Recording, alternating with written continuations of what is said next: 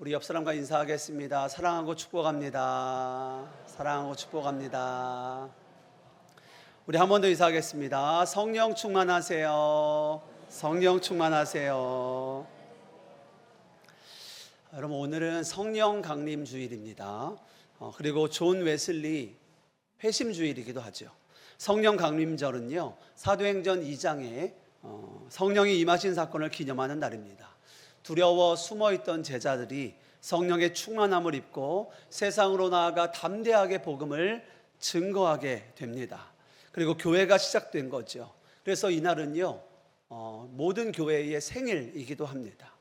그리고 웨슬리 회심도 바로 그 성령의 역사가 한 사람의 심령 가운데 어떻게 일어나는가를 보여줍니다. 1978년 5월 24일 영국의 올더스게이트 거리에서 루터의 로마서 서문을 듣고 있던 웨슬리는 이렇게 고백합니다. 내 마음이 뜨거워짐을 느꼈다라고 말입니다. 이것은 단순한 감정 고백이 아니라요, 성령께서 그 마음 가운데 이렇게 역사하셨다라는 것을 그가 고백하게 되어지는 놀라운 사건인 거죠. 오늘 이 예배 가운데 성령의 충만함을 입고 마음이 뜨거워지는 성령의 역사가 충만하여지시기를 주님의 이름으로 축복합니다. 우리 오늘 말씀 제목 한번 읽어보겠습니다. 오늘 말씀 제목이요, 다윗이 여호와께 여쭈니 이르시되입니다.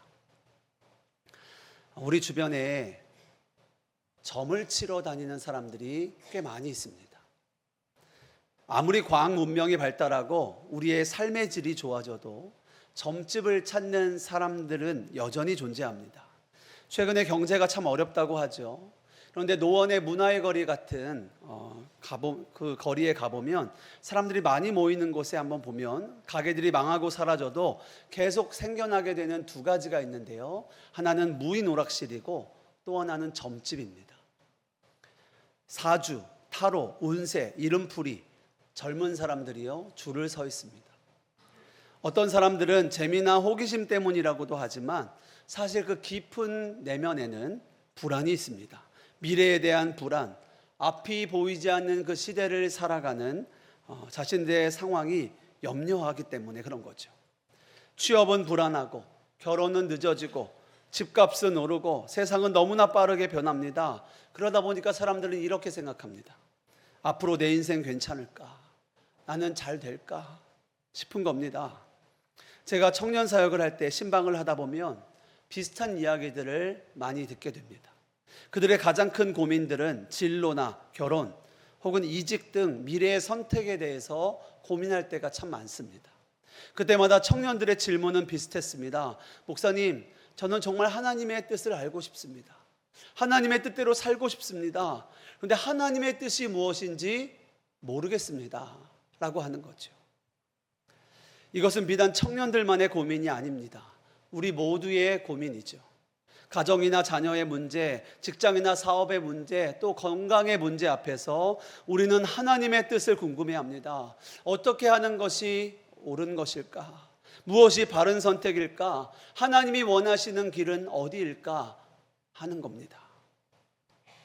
그런데 문제는요, 우리가 하나님의 뜻을 알고 싶어는 하는데 정작 하나님의 인도하심이 없는데도 내가 결정할 때가 너무나 많은 거예요.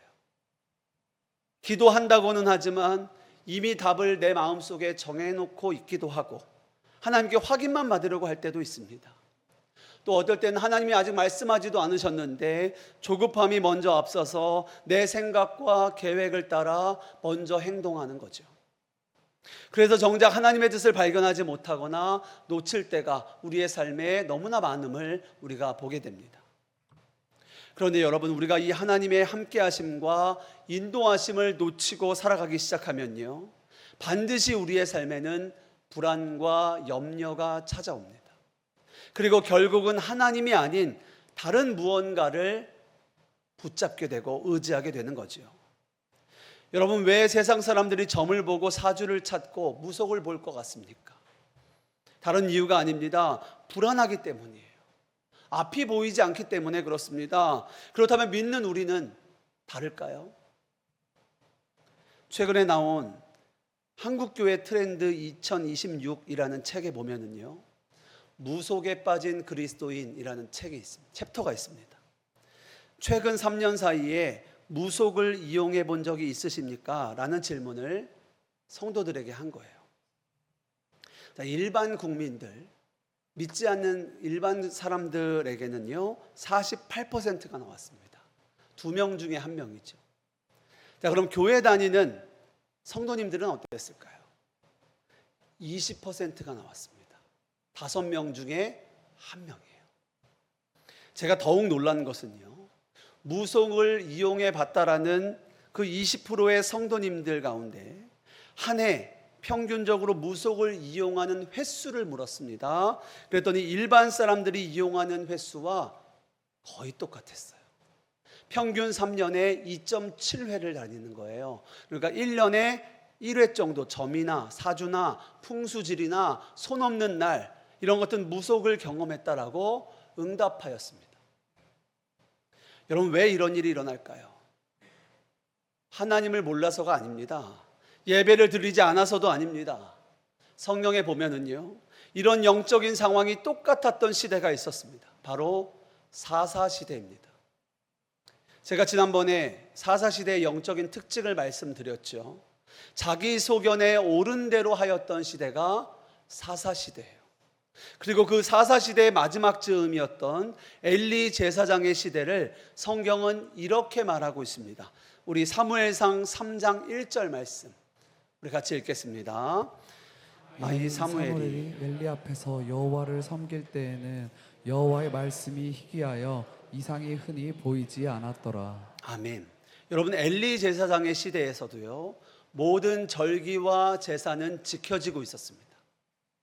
하나님 안 믿은 거 아닙니다. 예배 안 드린 것 아니에요. 그러나 성경은 말합니다. 여호와의 말씀이 희귀하여 이상이 흔히 보이지 않았다는 거예요. 무슨 말입니까? 하나님의 음성을 듣지 못하는 시대였다는 거예요. 그리고 그런 시대상을 가장 분명하게 보여주는 대표적인 인물이 바로 사울 왕입니다. 사울도 처음에는 하나님의 은혜로 왕이 된 사람입니다. 그런데 점점 하나님보다 자기 생각과 판단을 의지합니다. 하나님의 말씀보다 자기 생각을 더 앞세웁니다. 그러다 무슨 일이 일어납니까? 사무엘을 기다리지 못하고 자기 마음대로 제사를 드려요. 또 아말렉과의 전쟁에서 하나님의 명령보다는 자기의 계산과 자기의 계략을, 책략을 따라 움직였습니다. 처음에는 작은 불순종처럼 보였습니다. 그러나 하나님께 묻지 않는 삶이 계속되자 그는 점점 하나님과 멀어지게 됩니다. 그리고 그 인생의 마지막에 그는 극심한 불안과 두려움에 휩싸이게 됩니다. 하나님과의 관계가 끊어졌기 때문입니다. 여러분, 그때 사울이 어디를 찾아가는지 아십니까? 점집에 갑니다. 엔돌의 신접한 여인을 찾아가는 거예요. 하나님께서 세우신 이스라엘의 왕이 하나님께 엎드려 하나님께 묻는 것이 아니라 점치는 여인을 찾아가고 있습니다. 왜 이런 일이 일어났습니까? 그가 하나님을 몰라서가 아닙니다. 예배를 드리지 않은 것도 아니에요. 사울의 문제는 오래전부터 하나님과의 관계가 멀어지고 끊어져 있었던 거예요. 불순종하고 하나님의 말씀을 멀리하고 하나님께 엎드리지도 아니하고 묻지도 아니하고 자기 뜻대로 자기 소견에 옳은 대로 그는 살아왔습니다. 그렇게 하나님과 점점 멀어졌어요. 그리고 결국 하나님을 의지하지 않던 사울은 불안과 두려움에 휩싸이게 됩니다. 그리고 헛된 것을 붙잡게 되는 거예요. 그런데 그 동일한 시대를 살았지만 오늘 다윗은 전혀 다른 삶을 우리에게 보여줍니다. 오늘 우리가 읽은 본문은 사울 왕이 죽고 다윗이 이스라엘 전체의 왕이 되자마자 일어난 사건입니다. 10대의 나이에 왕으로 기름 부음을 받았던 다윗, 그리고 그 약속이 드디어 마침내 이루어졌습니다. 얼마나 영광스러운 순간입니까? 오랜 광야의 시간이 끝났고 드디어 다윗이 이스라엘의 왕으로 세워집니다. 자, 그런데 그 가장 영광스러운 순간에 가장 커다란 위기가 그에게 찾아옵니다. 블레셋이 이스라엘을 쳐들어오는 거예요. 우리 17절 말씀 우리 함께 읽겠습니다. 이스라엘이 다윗에게 기름을 부어 이스라엘 왕으로 삼았다 함을 블레셋 사람들이 듣고 블레셋 사람들이 다윗을 찾으러 다 올라오매 다윗이 듣고 요새로 나가니라. 아멘. 이런 블레셋 사람들이 다 올라왔다라고 성경은 말합니다. 그러니까 모든 군대를 이끌고 총 공격을 해온 거예요. 다윗이 왕이 되자마자 일어난 일입니다. 아직 나라가 안정되지도 않았습니다. 왕권이 굳게 세워진 상태도 아닙니다. 어쩌면 다윗의 입장에서는 왕이 되자마자 가장 커다란 시험대 앞에 서게 됩니다. 여러분, 여기서 한 가지 반드시 알아야 할 것이 있습니다. 하나님의 은혜가 임할 때 동시에 영적인 위기도 함께 찾아온다는 거예요. 그런데 중요한 것은 그런 위기가 왔을 때 우리가 무엇을 하느냐입니다. 아까 사울 왕은 불안과 염려 가운데 엔돌의 신접한 여인을 찾아갑니다. 그러나 다윗은 달랐습니다. 다윗은 여호와 하나님께 나아가 묻습니다. 19절 말씀을 보십시오. 다윗이 여호와께 여쭈어 이르되 내가 블레셋 사람에게 올라가리이까? 하나님께 묻는 거예요. 바로 이것이 다윗과 사울의 차이입니다. 여러분, 다윗이 전쟁 경험이 없는 거 아닙니다. 그에겐 전략도 있습니다. 그를 따르는 군사도 있습니다. 왕이 된 지 얼마 안 됐을지 몰라도 힘과 권력도 있습니다. 그런데 다윗은 그 무엇보다 가장 먼저 무엇을 합니까? 여호와 하나님께 나아가 엎드리는 거예요. 그리고 그에게 묻습니다. 하나님, 내가 어찌하오리이까? 하나님의 뜻을 구하는 거예요. 이런 위기의 순간에 반드시 해야 할 가장 중요한 일은 하나님께 나아가 묻는 것입니다. 하나님, 내가 어찌하오리까? 물으셔야 되는 거예요. 그렇게 오늘 다윗이 여호와께 여쭈었을 때 하나님께서 그에게 말씀하십니다. 우리 19절 말씀 우리 같이 읽겠습니다. 다윗이 여호와께 여쭈어 이르되 내가 블레셋 사람에게로 올라가리이까? 여호와께서 그들을 내 손에 넘기시겠나이까 하니 여호와께서 다윗에게 말씀하시되 올라가라, 내가 반드시 블레셋 사람을 내 손에 넘기리라 하신지라. 아멘. 여러분, 그렇게 하나님께서 말씀하신 대로 다윗은 순종하여 올라갑니다. 그리고 그 전쟁에서 승리합니다. 그 전쟁에서 승리한 땅을 다윗이 나중에 이름 붙이기를 바알 브라심, 여호와께서 대적을 흩으셨다라고 지명을 짓는 거예요. 그런데 더 놀라운 것은요, 블레셋이 또 한 번 쳐들어왔을 때의 다윗의 반응입니다. 이미 한번 승리한 경험이 있습니다. 보통 같으면 지난번처럼 싸우면 되겠지 할 수도 있습니다. 그러나 다윗은 또다시 하나님께 나아가 하나님께 묻습니다. 근데 여기서 또 재미있는 것은요, 하나님이 지난번과는 다르게 말씀하세요. 그리고 또 너무나 구체적이십니다. 지난번에는 올라가라, 너가 승리할 거야 라고 말씀하셨거든요. 근데 이번에는 뒤로 돌아서 뽕나무 숲을 맞은편에서 기다리라고 하세요. 그리고 이런 신호가 있을 때 그때 습격하라고 말씀하십니다. 여러분, 정말 구체적이고 분명한 인도하심이죠. 그런데 다윗은 또 그 여호와의 음성을 듣고 그가 말씀하신 대로 순종합니다. 그리고 그 전쟁에서 그는 승리하는 거예요. 그렇습니다. 하나님께 하나님의 뜻을 묻고 그 뜻에 순종할 때 우리는 반드시 승리의 삶을 살게 되어지는 줄 믿습니다. 자, 그런데 여기서 우리 안에 생기는 신앙적 고민이 있습니다. 다윗이 여호와께 여쭈니 여호와가 말씀하셨어요. 그리고 다윗도 그 하나님의 음성을 너무나 잘 듣습니다.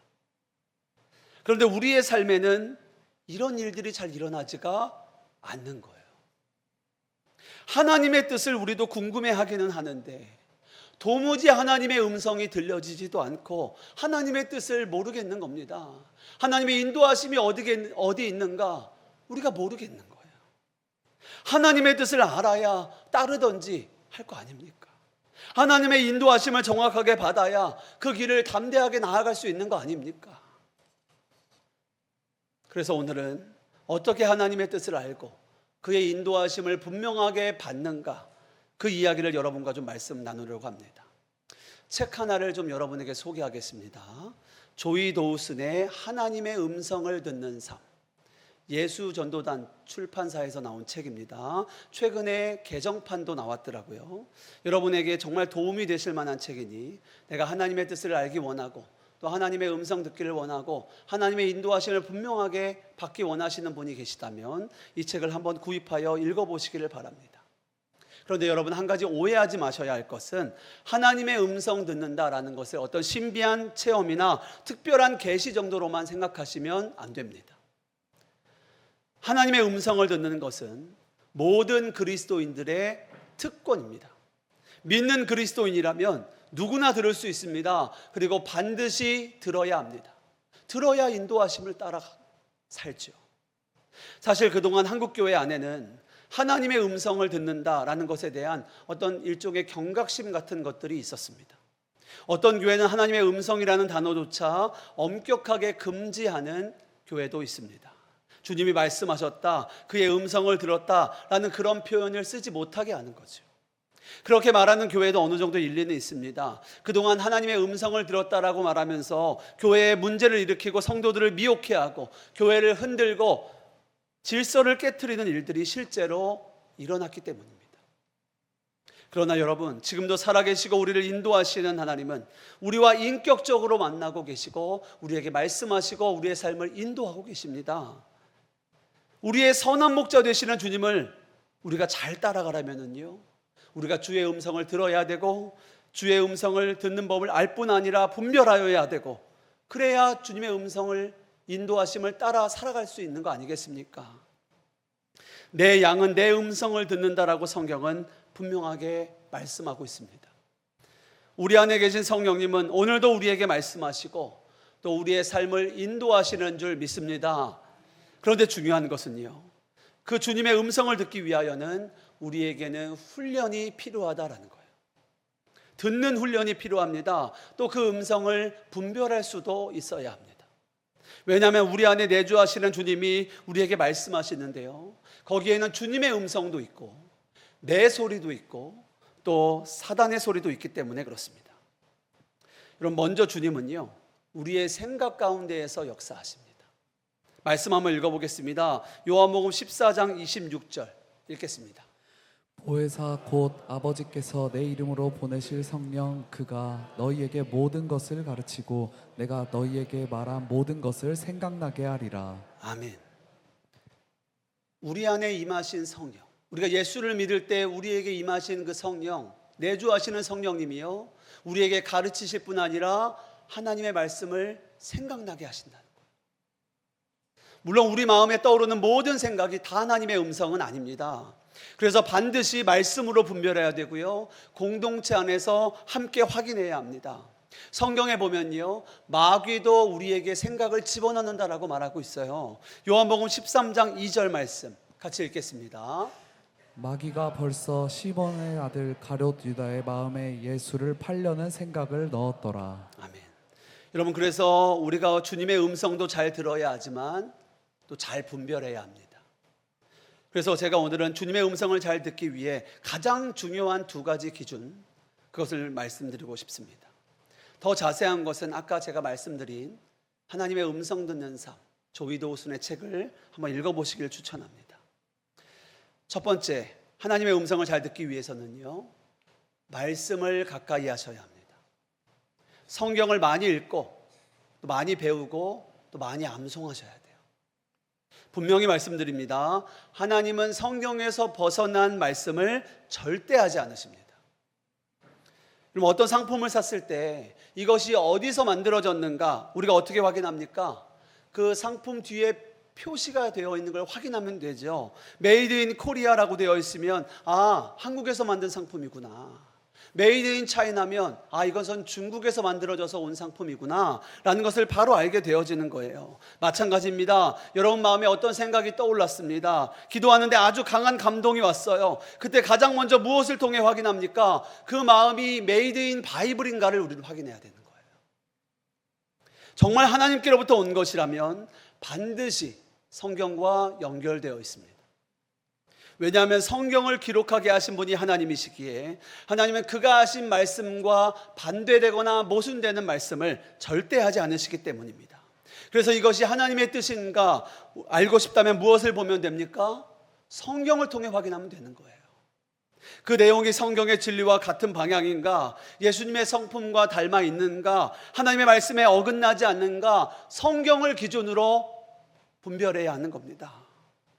그러므로 여러분들 가운데 내가 하나님의 뜻을 정말 알고 싶고 하나님의 음성을 듣고 싶고 하나님의 인도하심을 정확하게 받고 싶다면 무엇을 해야 합니까?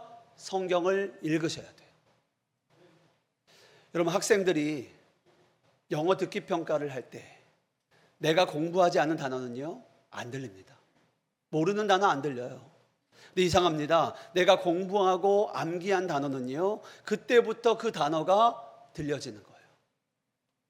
하나님의 음성도 같습니다. 말씀을 가까이 하지 않으면 하나님께서 우리 가운데 함께 하시고 아무리 말씀하셔도 우리가 그것을 못 듣습니다.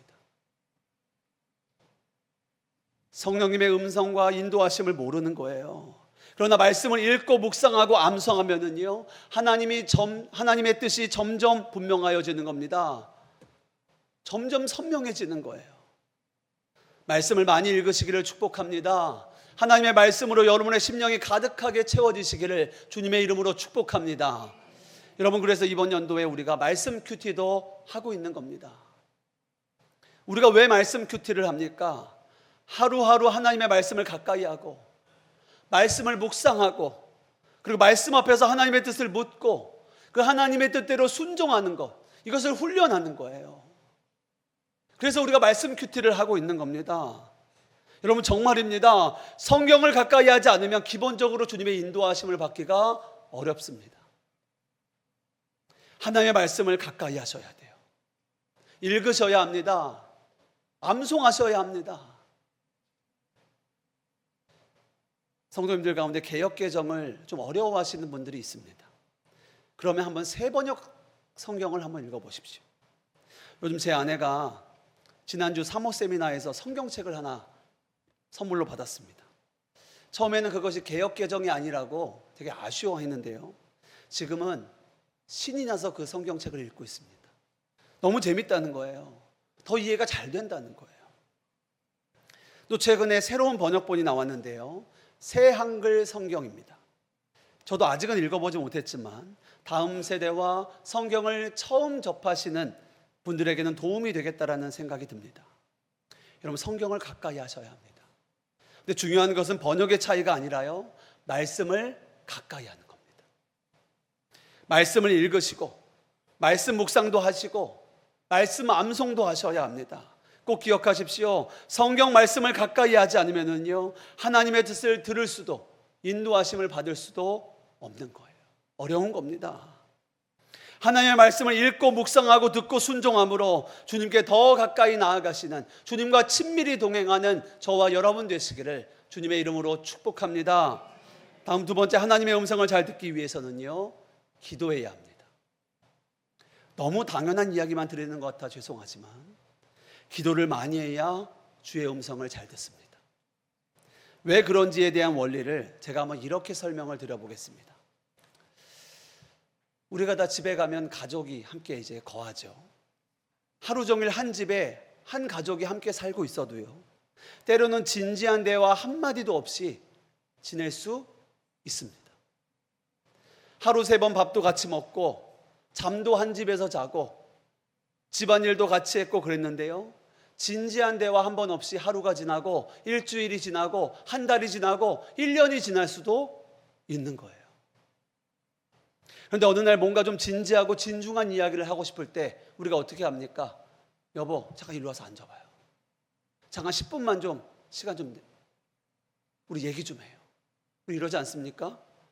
우리 자녀들하고 이야기할 때 우리 자녀들이 얼마나 바쁩니까? 해야 할 거 얼마나 많습니까? 얼마나 분주한 삶을 살아갑니까? 아침에 출근하는 학교 가는 자녀들에게 오늘 저녁에 좀 빨리 들어와라. 저녁 먹고 좀 이야기 좀 하자. 우리 그렇게 하지 않습니까? 그때 우리가 좀 진지하게 이야기도 나누는 거잖아요. 그럼 기도 시간이 바로 그런 시간입니다. 주님은 늘 우리와 함께 하시죠. 지금부터 영원까지 내가 너희를 떠나지 아니하겠다 라고 말씀하셨습니다. 약속하셨어요. 근데 주님은 늘 우리와 함께 하시는데도 주님과의 진짜 대화 시간은 한 번도 없이 우리가 살아갈 수 있다는 거예요. 그러므로 우리에게 정말 필요한 것은 기도 시간입니다. 기도 시간은 주님과 대화하는 시간이에요. 주님께 집중하는 시간입니다. 그 기도 시간에 주님, 이런 일은 어떻습니까? 저는 이렇게 하고 싶은데 주님의 뜻입니까? 아니라면 저에게 좀 말씀해 주십시오. 이렇게 주님과 대화도 하고 주님의 음성을 듣는 거예요. 그래서 여러분, 기도를 많이 하는 사람은요, 기도 중에 하나님의 음성을 듣습니다. 하나님의 인도하심을 받아요. 여러분, 이제부터 여러분의 기도 시간을 한번 잘 살펴보십시오. 내가 방언도 하고 부르짖으며 통성으로 기도할 때에도 우리의 영은 하나님을 향하고 있는 거예요. 만나고 있는 겁니다. 영이 깨어서 주님과 소통하며 그의 말씀을 듣고 있는 거예요. 내 입으로는, 마음으로는 간절히 기도하고 있지만 기도 중에도 내 영은 주님께 듣고 있는 겁니다. 자, 이렇게 기도 중에 듣는 것이 참 중요해요. 그것이 바로 주의 음성인 거죠. 자, 그래서 저는 기도하다 주시는 마음들이 있으면 꼭 메모지나 핸드폰에 적어 놓습니다. 기도 중에 하나님께서 생각나게 하시고 깨닫게 하시고 돌이키게 하시고 가르치시는 것들이 너무 많은 거예요. 그런데 깜빡 메모를 안 해놓고 나중에 해야지 하고 예수님의 이름으로 기도합니다, 아멘 하고 딱 일어나죠. 기억이 안 납니다. 그게 뭐였지? 그런데 또 그게 언제 기억나는지 아십니까? 다음날 기도할 때 또 생각이 나요. 여러분, 꼭 한번 해보십시오. 기도 중에 주의 말씀을 듣는 겁니다. 또 기도 중에 어떤 기도가 자꾸 반복하여 나오면 주께서 우리의 삶 가운데 하시고자 하는 일이 있는 거예요. 여러분에게 뭔가를 말씀하시고자 하는 거예요. 기도하는데 자녀들을 위해 기도하는 자꾸 이런 기도가 나와요. 교회를 위하여 기도하는데 자꾸 이런 기도가 나와요. 근데 부담이 돼요. 그래서 분별이 잘 안 되면 장로님께나 혹은 목사님께, 전도사님께 가서 물으시고 분별하시기 바랍니다. 제가 자꾸 기도 중에 이런 기도가 나오는데 이거 어떻게 받아들여야 합니까? 물어보시고 함께 분별하시는 거예요. 그래서 하나님께서 우리에게 영적 지도자들을 붙여주신 겁니다. 그러므로 기도의 자리로 나아가셔야 합니다. 기도해야 우리를 향한 하나님의 뜻을 아는 거예요. 그리고 그의 인도하심을 받게 되는 겁니다. 여러분, 정말입니다. 기도 시간이 우리 그리스도인들의 능력인 거예요. 왜 그렇습니까? 주님을 만나고 주님의 인도하심을 받는 시간이기 때문에 그래요. 우리는 주님의 뜻을 듣고 순종해야 승리의 삶을 삽니다. 여러분, 정말입니다. 기도 시간은 내 할 말만 하는 시간 아니에요. 내 요구만 다 하고 나서 아멘하고 바로 일어나지 마세요. 하나님도 이제 말씀하시려다가 당황하시는 겁니다. 하나님도 말씀하실 시간을 좀 드리세요. 여러분, 누구랑 전화하는데 그 사람이 자기 이야기만 하고 딱 끊어버리면 여러분 어떻겠어요? 얼마나 난감합니까? 다시 전화하지 않으실 거예요? 내 말 좀 들어봐 하지 않으실 거예요? 기도도 똑같습니다. 여러분이 하나님께 아뢰고 싶은 것처럼 하나님도 우리에게 말씀하기 원하세요. 그렇습니다. 기도 시간은 하나님을 만나고 하나님의 말씀을 듣는 시간입니다. 대화하는 거예요. 그러니 기도하실 때 하나님께 말씀하실 시간을 들어보십시오. 저는 그래서 기도하다가 잠시 멈출 때가 있습니다. 그리고 잠잠히 주의 음성을 기다리는 시간을 가져요. 주님, 제가 여기 있습니다. 저에게 말씀하십시오. 제가 듣겠나이다. 그러면 마음 깊은 곳에서부터 하나님의 그 세미한 음성이 들려오는 거예요. 기도의 자리가 점점 길어지시기를 축복합니다. 하나님의 그 세미한 음성이 점점 분명하여지시기를 주님의 이름으로 축복합니다. 제가 하나님의 음성을 듣는 두 가지 말씀드렸습니다. 하나는 말씀이고요, 하나는 기도입니다. 근데 여러분, 여기서 정말 중요한 것이 있어요. 우리가 왜 하나님의 음성을 들어야 하는가를 분명히 하셔야 합니다. 단순히 내 인생 잘 되기 위해서가 아닙니다. 단순히 실수 안 하고 실패 안 하기 위해서가 아닙니다. 하나님의 음성을 들어야 하는 가장 중요한 이유는 우리가 주님과 친밀히 동행하기 위해서인 거예요. 여러분, 사랑하는 사람과는요, 더 함께하고 싶어집니다. 더 시간을 보내고 또 더 대화하고 싶어지는 거예요. 그 관계가 깊어질수록 그 사람의 마음이 궁금한 거예요. 그 사람이 뭘 생각하나, 무엇을 원하나. 그리고 그 사람의 말에 더 귀를 기울이게 됩니다. 우리의 신앙도 마찬가지입니다. 하나님을 사랑하는 자들은 하나님의 뜻대로 살고 싶어지는 거예요.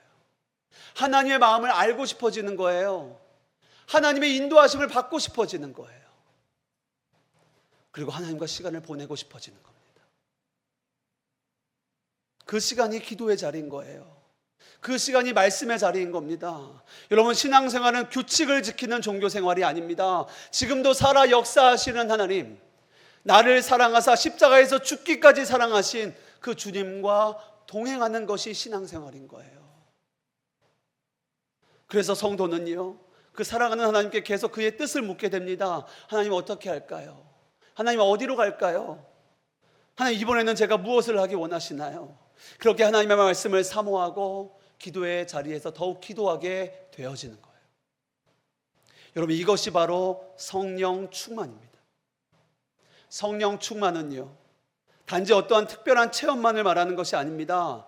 내 삶의 주도권을 성령 하나님께 드리는 거예요. 그게 성령 충만입니다. 내 생각보다 하나님의 뜻을 앞세우는 거예요. 세상의 방법이 아니라 하나님의 진리와 뜻을 따르는 것입니다. 오늘 다윗이 바로 그 삶을 살았습니다. 왕이 되었지만 자기 힘과 능력과 지혜를 의지하지 않습니다. 그는 계속하여 하나님께 묻고 또 물었습니다. 하나님, 제가 어찌하오리까? 그렇게 다윗은 여호와께 여쭐 때마다 하나님은 말씀하셨습니다. 응답하셨습니다. 인도하셨습니다. 그리고 그를 승리하게 하셨습니다. 사랑하는 여러분, 오늘은 성령 강림주일입니다. 부활하시고 승천하신 하나님께서, 예수님께서 약속하신 그대로 성령님이 오순절 마가다락방에 기도하는 자들에게 임한 날이에요. 그리고 교회가 시작됐습니다. 이것은 오늘날 우리에게도 마찬가지입니다. 오늘도 약속하신 그대로 우리 가운데 함께 하시고 임하셔서 우리의 삶을 인도하시는 성령님을 만나고 누리는, 기억하는 주일이 바로 성령 강림 주일이에요. 오늘도 예수님을 믿는 우리에게 성령님이 내주하십니다. 그리고 우리의 삶을 인도하고 계세요. 우리 안에 거하시고 말씀하시고 위로하시고 때로는 책망하시고 우리를 가장 선하게 인도하고 계십니다. 성령님의 인도하심을 정확하게 받으시는 저와 여러분 되시기를 주님의 이름으로 축복합니다. 그래서 여러분, 불안한 시대일수록 더 기도하셔야 돼요. 혼란한 시대일수록 더 말씀을 붙드셔야 합니다. 여러분 가운데 어떤 고민이 있으십니까? 어떤 문제가 있으십니까? 어떤 상황과 갈림길 앞에 여러분 서 계십니까? 그것이 무엇이든 전능하신 여호와 하나님 앞에 나아가십시오. 그리고 하나님께 물으십시오. 오늘 다윗이 여호와께 여쭈니 하나님께서 말씀하셨습니다. 하나님께 물어야 하나님의 인도하심을 받는 거예요. 지금도 살아계시고 역사하시는 하나님은 우리의 기도와 간구를 들으시고 반드시 응답하시는 줄 믿습니다. 말씀과 기도로 하나님과 더욱 가까워지고 주님과 친밀히 동행하는 저와 여러분 되시기를 주님의 이름으로 축복합니다. 우리 함께 찬양하고 기도하기 원하는데요, 우리가 함께 찬양할 때 우리와 함께 하시는 하나님, 또 우리를 인도하시는 그 주님의 은혜를 기억하며 찬양하기 원합니다. 이 찬양의 고백을 드리며 우리가 주님만 의지하겠노라고, 나의 삶을 주님께 맡긴다라고 함께 찬양하며 기도하겠습니다.